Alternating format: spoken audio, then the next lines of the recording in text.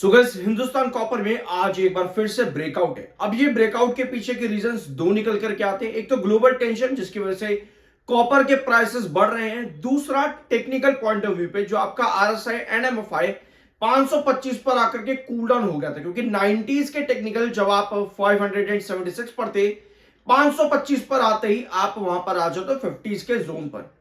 तो ये मोमेंटम कहीं ना कहीं वही कैरी फॉरवर्ड हुआ जो हम पिछले कई वीडियो से डिस्कस भी कर रहे हैं कि बीएसए लिमिटेड से अगर आप इस टेक्निकल्स को कंपेयर करोगे तो आपको बहुत सी चीजें वहां पर मालूम पड़ेगी। और ब्रेकआउट की तरफ स्टॉक यहां पर निकल चुका है, ऑल टाइम हाइस पर है। क्या स्ट्रैटेजी यहां पर है, मार्केट एक्सपर्ट्स का क्या कहना है, कॉपर और ग्लोबल कंडीशन की वजह से हिंदुस्तान कॉपर लगातार बढ़ रहा है।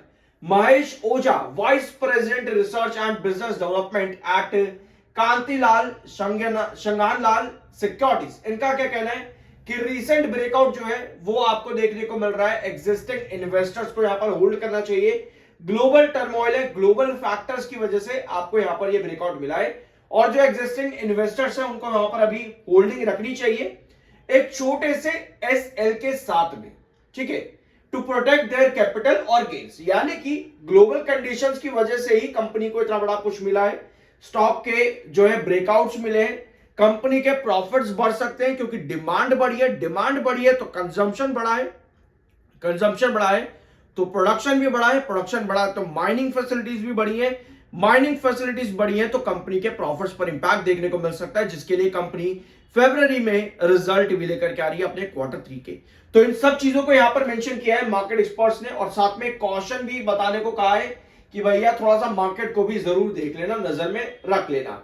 जिगर s Patel, research analyst at Anand Rathi, इनका क्या कहना है, Hindustan copper appears overextended in the near term though the broader long term chart structure remains bullish. इनका कहना है कि स्टॉक में अभी नियर टर्म जो मोमेंटम है वो ऑलरेडी एक्सटेंड हो चुका है काफी ज्यादा, लेकिन लॉन्ग टर्म के अंदर स्टॉक में अभी भी बुलिशनेस ही रहेगी इन अ लॉन्ग रन। स्टॉक ने रिसेंटली अपना ऑल टाइम हाई को टच कर दिया और पिछले 2012 के बाद से लंबे सालों के बाद स्टॉक में ये बड़ी रैली है, इतने कम टाइम पीरियड के अंदर 300% तक की रिटर्न स्टॉक दे चुका है। सो क्वार्टर के रिजल्ट्स कंपनी 5 फरवरी को अनाउंस करेगी। एक बार छोटा सा ग्लिम्स यानी कि प्री एनालिसिस समझ लेते हैं कि कैसे कंपनी की पॉसिबिलिटी है।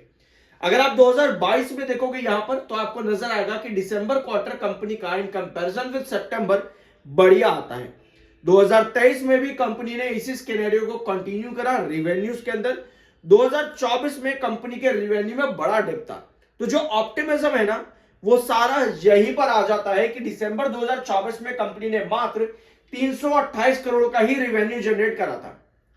अब एक चीज ध्यान से समझना, अभी आपने क्या सुना वीडियो के अंदर, और अगर आपने पिछले वीडियोस देखे हिंदुस्तान कॉपर पर इस चैनल में तो आपने एक चीज नोटिस करी होगी कि डिमांड सप्लाई जो भी हमने बात करी वो बड़ी है, तो ऐसे में प्रॉफिट्स पर भी इंपैक्ट पड़ सकता है। डिमांड सप्लाई बढ़ी है तो कंजम्पशन यानी कि अल्टीमेटली रिवेन्यू भी बढ़ा है। अगर रिवेन्यू बढ़ता है और रिवेन्यू 718 को क्रॉस कर जाता है, कंपनी 2022 और 23 को कंटिन्यू करती है, तो भैया ये कंपनी के लिए इससे बढ़िया बात कुछ नहीं हो सकती। यानी कि जो ओवर एक्सटेंडेड रैली है एंड लॉन्ग टर्म में कंपनी में और बुलिशनेस दिख सकती है, तो कहीं ना कहीं उसके लिए दिसंबर क्वार्टर का रिवेन्यू भी काफी ज्यादा मैटर करता है। 718 करोड़ कंपनी ने दिया था सितंबर में, 328 दिया था दिसंबर 2024 में। यानी भैया अगर कंपनी 718 से कम और 728 का कंपनी डबल भी कर देती है, फॉर एग्जांपल 728 का डबल कितना होगा, 656। अगर कंपनी इतना रिवेन्यू भी दे देना 656 करोड़ का, तब भी कंपनी का जो ये ग्रोथ परसेंटेज 38% था ना सितंबर में, ये 100% हो जाता है। मतलब कि 62% एक्स्ट्रा ग्रोथ कंपनी दे देगी अपने रेवेन्यू पर। तो भैया अगर कंपनी इतना करने में भी कामयाब होती है तो कंपनी का दिसंबर क्वार्टर बहुत बढ़िया आ जाएगा। ओवरऑल अभी रिजल्ट्स नहीं आए, लेकिन ये पॉसिबिलिटीज है कि कंपनी में जो कॉपर के प्राइसेस बढ़े हैं उसका क्या इंपैक्ट देखने को मिल सकता है। अपार्ट फ्रॉम दिस, प्रॉफिटेबिलिटी में कंपनी को 83% के ऊपर का ग्रोथ चाहिए और दिसंबर 2024 में कंपनी का ग्रोथ कितना था, दिसंबर 2024 में कंपनी मात्र 63 करोड़ के प्रॉफिट पर थी। सिर्फ और सिर्फ 63 करोड़ का प्रॉफिट था कंपनी का दिसंबर के अंदर 2024 में, और ग्रोथ था -0% का। तो कंपनी को ज्यादा कुछ नहीं करना है 83% लाने के लिए। कंपनी अगर 126 करोड़ भी लेकर के आ जाएगी, जो कि लगभग 60 करोड़ कम होगा क्वार्टर ऑन क्वार्टर बेसिस पर, तब भी कंपनी भैया इसको सरपास कर जाएगी 100% के साथ में। 83% को 17% का ग्रोथ कंपनी एक्सटेंड कर जाती है क्वार्टर ऑन क्वार्टर बेसिस पर। तो यही ऑप्टिमिज्म कंपनी पर बना हुआ है। लेकिन इस सबके साथ में आपको एक चीज और पता होना चाहिए, कोई भी स्टॉक जब बढ़ता है तो वो साथ में अपनी रेशियोज को भी लेकर के चलता है। जैसे कि ये आपका ईपीएस है, कंपनी का ईपीएस दिसंबर में ऑलरेडी एक्सटेंड कर चुका है, जो कि अच्छी बात है। और अगर हम कंपनी का पी रेशियो आप यहां पर देखोगे तो 128 का है, जो कि सेक्टर के पी से ज्यादा इस समय है। लेकिन ज्यादा पी डजंट मीन कि स्टॉक में ज्यादा गिरावट भी आएगी।